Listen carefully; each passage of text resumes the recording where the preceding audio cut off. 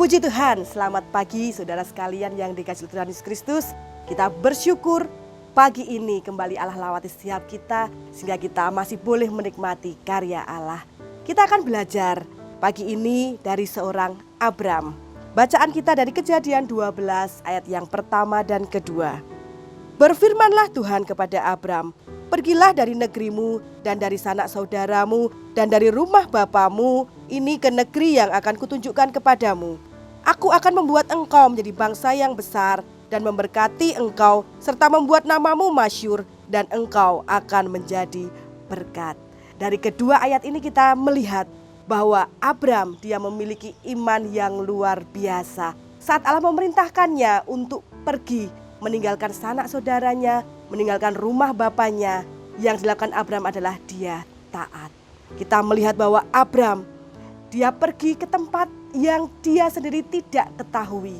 Tapi ada janji Tuhan yang dia pegang bahwa Tuhan akan menjadikannya sebagai bangsa yang besar. Menjadikannya sebagai orang yang diberkati, membuat namanya masyhur sehingga dia menjadi berkat. Hanya janji Tuhan inilah yang dia pegang. Dia tidak pernah tahu rancangan besar apa yang Tuhan sediakan pada masa depannya. Tapi dia percaya lewat janji Tuhan itu, Tuhan akan pelihara kehidupannya dan seluruh keluarganya. Kita melihat iman yang besar, keberanian Abram yang besar, sehingga dia berani untuk melangkah berpegang pada janji Allah. Mari kita bandingkan pada ayat yang ke-11 sampai dengan 13. Pada waktu ia akan masuk ke Mesir, berkatalah ia kepada Sarai istrinya, memang aku tahu bahwa engkau adalah seorang perempuan yang cantik parasnya. Apabila orang Mesir melihat engkau, mereka akan berkata, itu istrinya. Jadi mereka akan membunuh aku dan membiarkan engkau hidup. Katakanlah bahwa engkau adikku, supaya aku diperlakukan mereka dengan baik karena engkau, dan aku dibiarkan hidup sebab engkau.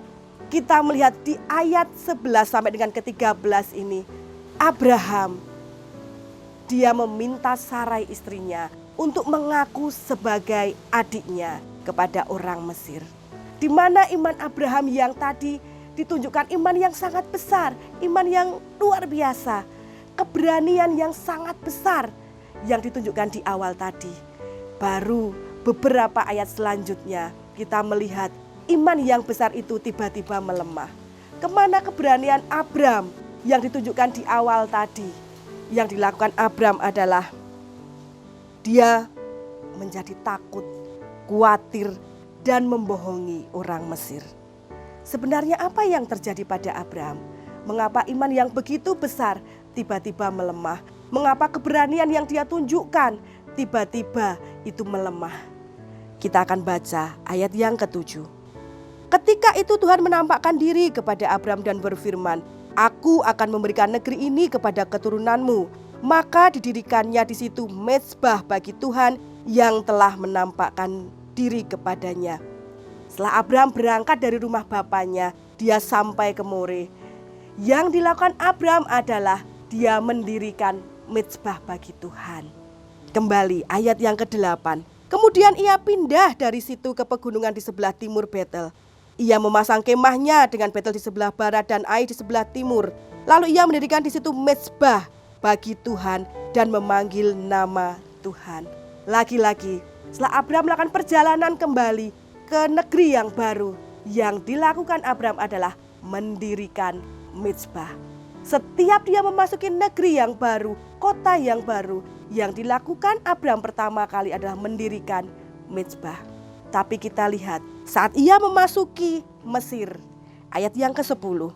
Ketika kelaparan tiba di negeri itu, pergilah Abram ke Mesir untuk tinggal di situ sebagai orang asing sebab hebat kelaparan di negeri itu. Tidak ada kita dapati di situ Abram mendirikan mezbah. Inilah jawabannya. Saat Abram memasuki negeri yang baru dia mendirikan mezbah, imannya tetap kokoh, imannya tetap kuat.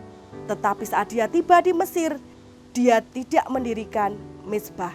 Dan yang sudah kita baca, iman Abraham melemah, keberaniannya tiba-tiba menghilang. Bahkan ia mulai merasakan khawatir, takut dan mengambil langkah sendiri. Saat Abram tidak lagi mendirikan mezbah, ia mulai memakai pemikirannya sendiri, kepandaiannya sendiri, membuat keputusan tanpa melibatkan Allah. Mezbah adalah gambaran hubungan manusia dengan Allah, keintiman kita dengan Allah. Di dalam mezbah itu ada penyembahan, ada ucapan syukur, doa, ada korban pujian. Jadi mari kita belajar mendirikan mezbah itu setiap hari, meminta urapan yang baru dari Tuhan itu setiap hari. Sebagaimana Abram, setiap memasuki negeri yang baru, yang dia kerjakan adalah mendirikan mezbah. Saat kita memulai usaha kita, membuka toko, sampai ke tempat kerja, atau pagi hari begitu kita bangun, mari yang kita kerjakan adalah mendirikan mezbah. Belajar tentang firman Tuhan, berdoa kepadanya, membangun keintiman dengan Tuhan. Dan kita percaya kita akan libatkan Tuhan dalam hidup kita. Karena setiap pencapaian yang ada pada kita itu bukan karena kekuatan kita sendiri, melainkan Allah lah sumber berkat dan kemenangan bagi kita. Mari pagi ini kita berkomitmen untuk senantiasa mendirikan mezbah bagi Tuhan dan meminta urapan yang baru itu terjadi setiap hari. Kita berdoa. Terima kasih Tuhan Yesus buat firman-Mu pagi ini Tuhan. Kau yang mengingatkan kami kembali untuk kami senantiasa mendirikan mezbah bagi Engkau, berkomunikasi dengan Engkau, roh kami terhubung dengan Engkau Tuhan, sehingga apapun yang kami kerjakan Tuhan, yang kami pikirkan, yang kami putuskan Tuhan, semuanya melibatkan Engkau dalam kehidupan kami. Karena kami terlebih percaya bahwa masa depan kami ada dalam tangan-Mu Tuhan. Rancangan besar itu Tuhan yang akan Kau nyatakan bagi kehidupan kami. Terima kasih Tuhan Yesus, Kau yang akan kirimkan Roh Kudus-Mu untuk menjagai setiap kami Tuhan. Pagi ini Tuhan Yesus, kami akan beraktivitas bersama dengan Engkau. Karena Engkau sumber berkat, sumber kemenangan bagi kami semua. Kami bersyukur di dalam nama Tuhan Yesus Kristus. Haleluya. Amin.